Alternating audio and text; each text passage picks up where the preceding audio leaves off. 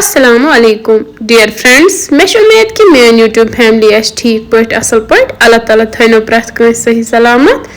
आज बना बह गाड़ सुन चूंकि माह रमदान चलान मैं सोच आज रनो गाड़ यमन हज रेसिपी बह तह सत शेयर कर तो करो अजिच रेसिपी स्टार्ट।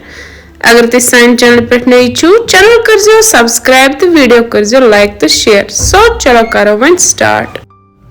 यतन तुम वुचान मे हेच अमिस गाड़ वाजन गाड़ 2 किलो माशाअल्लाह गाड़ वारिया असल हेस मे अमसी साफ कर।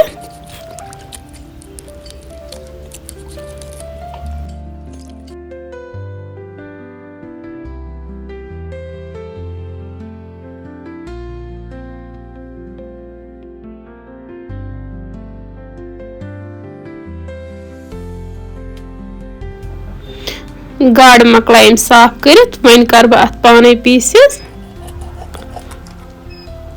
गाड़ छक मे असल पट वन त्रा बह अत मज लिद्र चमच सती कर बह अत मज नुन चमच ऐड मिलावन यह असल पट अम सत गाड़न वारिया असल कलर खसान।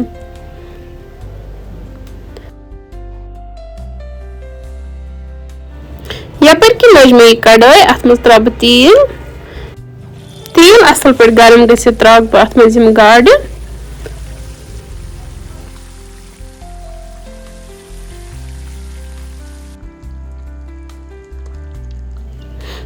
यतन तुम वुचान गाड़न कोता असल कलर खोत माशाअल्लाह आय तलमे वन कड़क बह नेबर।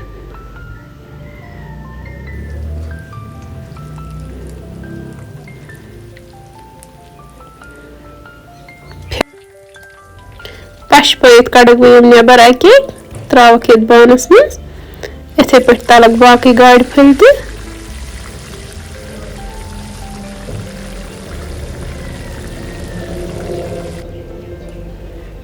यतन तुम वुचान सारे गाड़ आय तलमे वन त्रो अत बगार।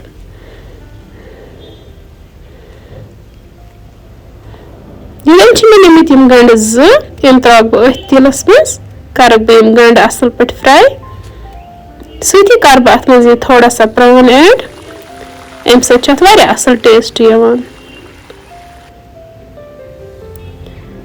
यम तल मे असल पे थोड़ा कोड़ मे अम मज नेबर सती त्रे मे अत मज टमाटर 2 त बे त्रावस नुन चमच और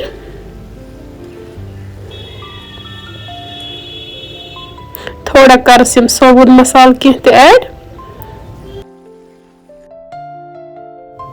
अत मज मे त्राव रंग फल 4 तम मे अवेलेबल कहें। यतन वुचु तुम थोड़ा सने वन गसवक यम असल पे।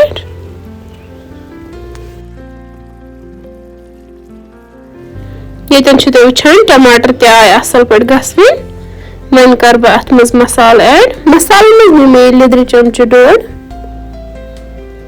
बे त्रा बह अत मज मरचांगन चमच 2 मरचांगन थोड़ा ज्यादा पहन खेवान तो हेकु पन्ने मुताबिक कम ज्यादा ऐड कर। सती त्रो मे अत मज दानवल पाउडर 1 चमच बदन पाउडर 1 चमच तम वीडियोस मज आमुत कहें। यन तुम वुचान सारी मसाला असल पे तलने वन त्रा बह अत मज आब लीटर 1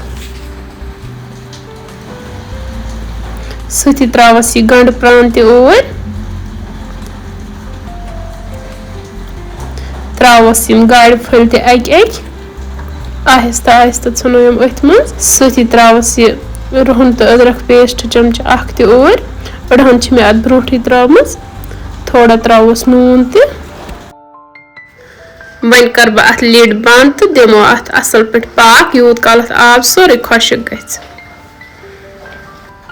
पाक दित तुल बह ठान थोन माशाअल्लाह तुम वुचान गाड़न आब श्रप्योमुत वन कर बह थोड़ा सा दानवल पे ऐड।